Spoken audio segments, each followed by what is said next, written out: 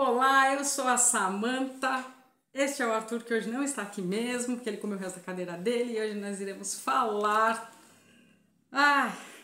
do aniversariante do dia. Sim, ele mesmo, Sigmund Freud, que hoje, dia 6 de maio, estaria completando 167 anos. Vou até segurar, porque se eu vou falar da biografia dele, fique para o vídeo, porque vai ser bem gostoso. Eu quero contar.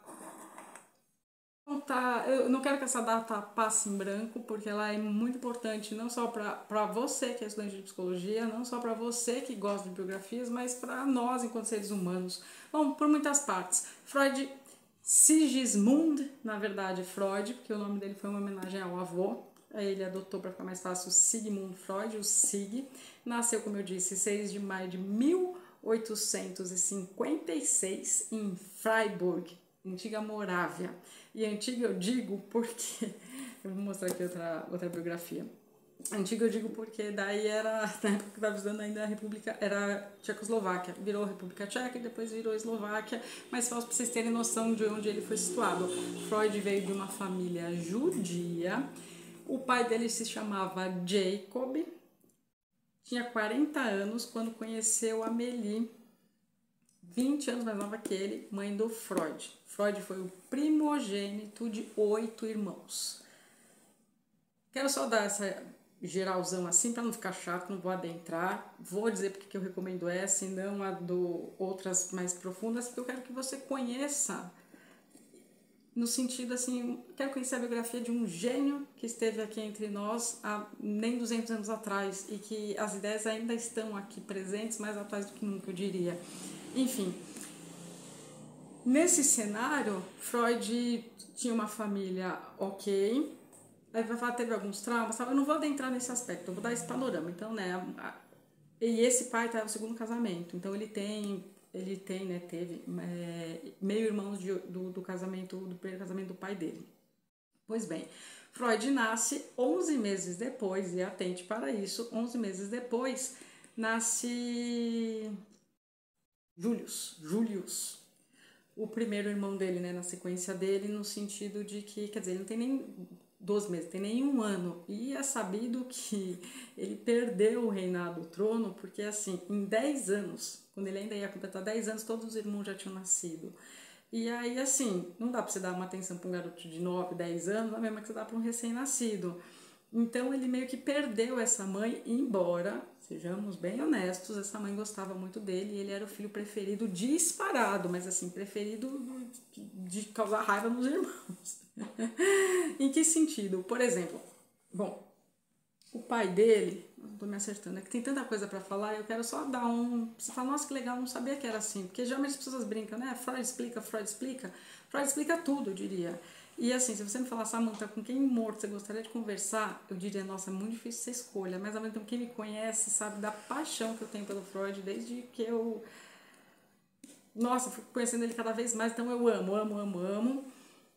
De paixão ele, admiro a história de vida, admiro a trajetória, admiro a superação que ele teve, admiro as coisas pelas quais ele passou. Então, assim, tudo que fala Freud, até deixei aqui meu bonequinho, assim, trazido de um dos museus que eu conheci. Tive, sim, o privilégio de conhecer. Ele podia ficar aqui, né? Não vou fazer assim, porque já teve um outro psicólogo aí da vida que fez isso. Fica aqui só a gente, Freud. Bom, por que eu falei tudo isso?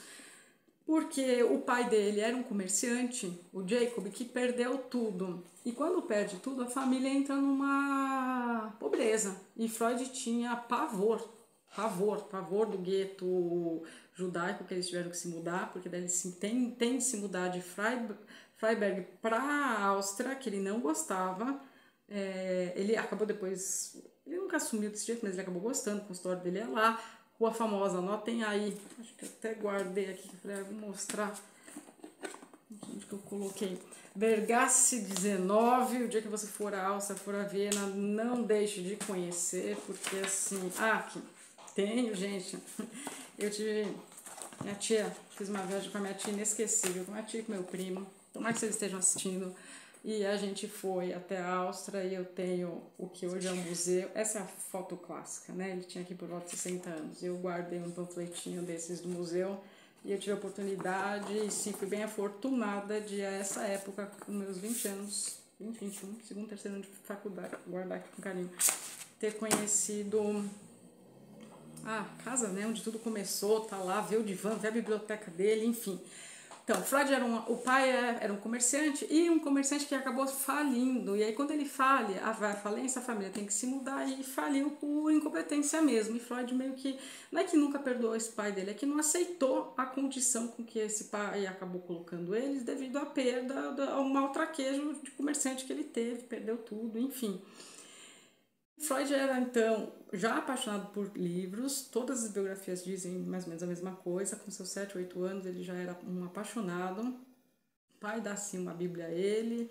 Freud não era dos mais religiosos, muito pelo contrário, ele era um questionador, ele gostava, atente, talvez essa você não saiba, ele gostava de grandes personagens da história, grandes heróis, que talvez fosse uma forma de fuga inconsciente da realidade que ele vivia. Então ele era fã de quem? Alexandre o Grande, ele era fã de Napoleão Bonaparte e, anote, que essa eu tenho certeza que você não sabe, ele era fã, talvez quem ele mais admirasse fosse Aníbal, sim, o Cartageno. É Cartageno que fala? Eu sempre confundo se é Cartageno ou... Bom, enfim, o Cartageno. Cartagena, né, gente? Perdão.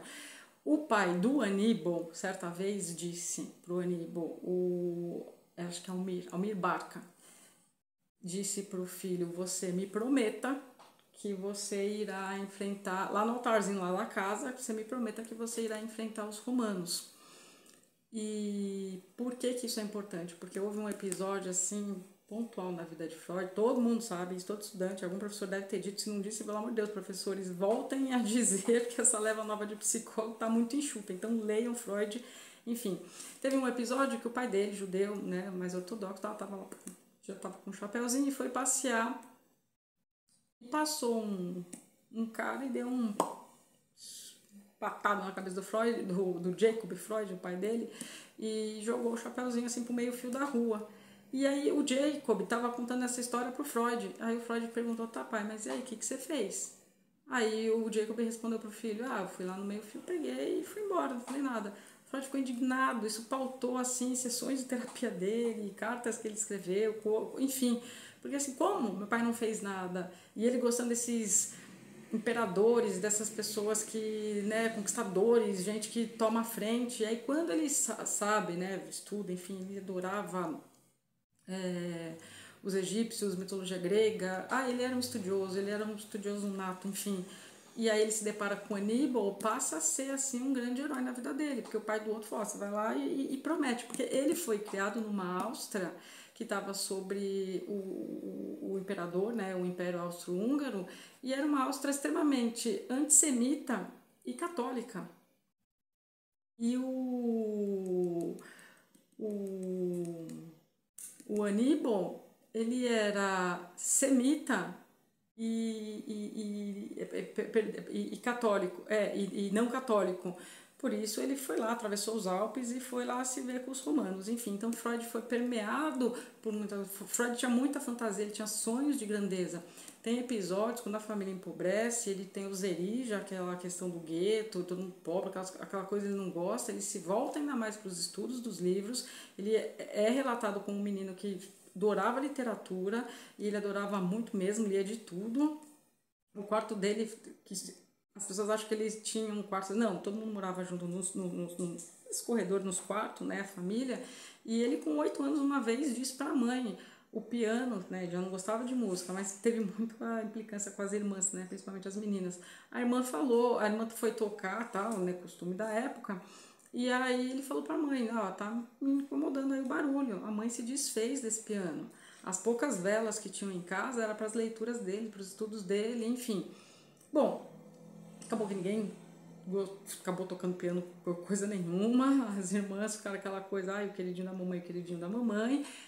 Não à toa, a mãe sempre soube que ele ia fazer grandes feitos, e depois ele pontua isso na obra aqui inteira, né, aqui nos 24 volumes, o quão importante isso é, né, na autoconfiança, da pessoa conquistar depois lá na frente, enfim.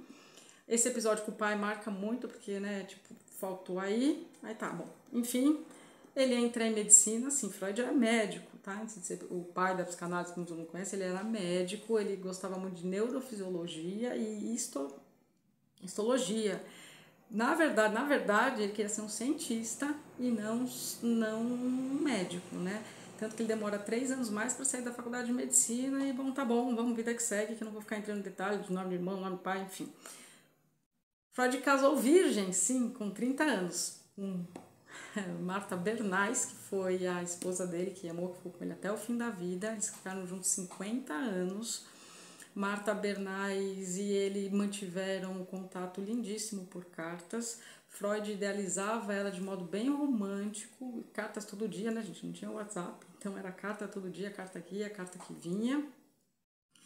Tem-se essas cartas guardadas no museu, tem histórias até interessantes do tipo, uma vez ele subiu a Torre de Notre Dame e escreveu para ela, nossa, que quisera se você estivesse aqui, para cada degrau eu te dar um beijo, enfim. Mas ele sim, casa virgem, casa com ela, não às escondidas, mas o noivado foi mantido por mais de 3 anos escondidos. Por quê? Porque ele não tinha dinheiro. E ela vinha de uma família judia ortodoxa. E o sogro dele, né, o pai da Marta, o Isaac, queria saber, né, das posses, enfim, Freud não tinha, tal. Depois de muito tempo, ele passou a atender 5 pacientes ao dia a $25 os 50 minutos. Freud, se soubesse hoje em dia como as coisas estão. Mas, enfim. E aí ele conseguiu juntar um dinheiro razoável para poder se casar com ela, e eles se casaram e tiveram filhos. Um dos filhos dele uma das filhas é bem famosa, Ana Freud, que deu continuidade à teoria da psicanálise. Tem uma pequena rixa com a Melanie Klein, mas também não vou entrar aqui em detalhes aqui, porque Freud também gostava da Klein, enfim. Eu também gosto, né, mas ela foi uma filha muito querida, esteve com ele até o fim. Bom, vocês viram aí a foto do charuto, a foto emblemática, a foto que tá para todo lado. Bom, eu ia falar só voltando, né, que meu pensamento... É porque eu gosto tanto dele, tem tanta coisa pra falar dele, que assim, eu não queria fazer isso aqui maçante, chato, pra quem não é psicólogo. Não, eu quero que o leigo conheça pra parar de falar, Freud explica, Freud só pensa em sexo. Não, Freud foi um visionário. Esse aqui é o lado oculto do visionário, do visionário aí. Eu escolhi essa biografia, eu poderia ter escolhido aqui a do Peter Gay, que eu já vou mostrar para vocês. Escolha qualquer uma que vocês quiserem, mas eu sugiro que vocês não peguem uma tão pesada quanto eu vou mostrar do Ernest Jones. Uma que tem aqui, que nem essa aqui, é dividida em 3 partes. Ó, a vida de Freud, os primeiros 30 anos, depois o nascimento da psicanálise na segunda parte, e depois o movimento psicanalítico. Então aqui você tem não só a vida dele, como a obra também, e condensada numa biografia bem acessível. Em 2000, uma professora, indicou essa aqui, que foi a minha primeira biografia dele, a do Peter Gay, essa daqui, do Freud, Uma Vida para o Nosso Tempo. Ela se encontra, a fonte é um pouquinho menor, todas são repletas de fotos, né, reais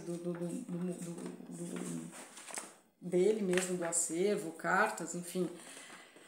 Acho essa aqui um pouquinho mais arrastada, por mais bem falada que seja, é ótima, com certeza é, quem sou eu para falar que algo não seria.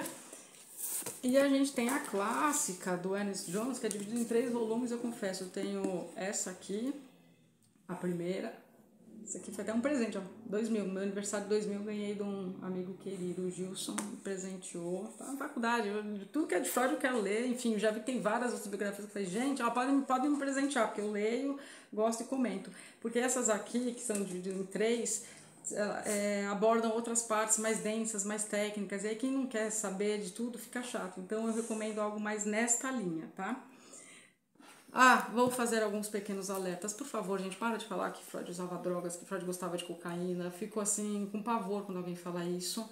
Sim, ele usou. Sim, ele testou em um momento em que a gente não sabia os efeitos que a gente sabe hoje. Então ele usou também na esposa dele, tal qual ele também atendeu, e a gente hoje sabe, não atende gente da mesma família. Ele atendeu a própria Ana Freud, ele não sabia, ele estava criando, dando luz a uma teoria, né?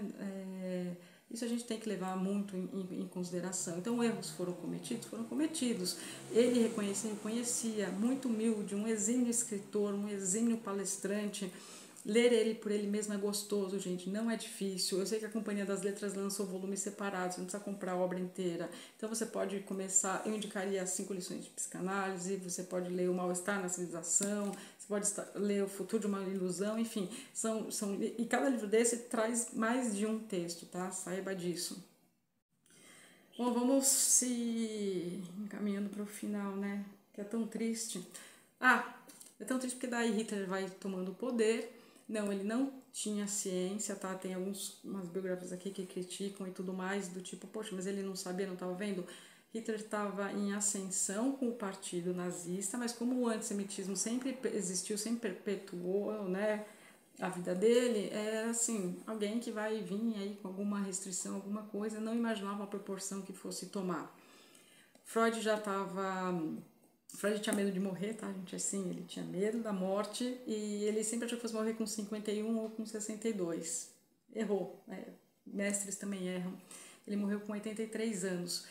Antes de morrer, ele passou um ano, e essa casa existe, fica na Inglaterra. Bom, se a Bergasse 19 é famosa na Áustria, a Maresfield Garden, número 20, é famosíssima em Londres, na Inglaterra. Não deixem de ir, lá também é um lugar muito especial, em que ele passou o último ano da vida. Por quê? Porque aí Hitler já estava do jeito que vocês conhecem, sim, muita coisa da obra foi se perdida. Como eu disse, hoje tem 24 volumes em que, se não disse eu pensei, em que o 24º é só de bibliografia, mas Freud escreveu muito mais que isso e de fato se perdeu. Ele não queria sair da Áustria, por força de muita gente boa, muitos amigos, muita sai, a gente teve interferência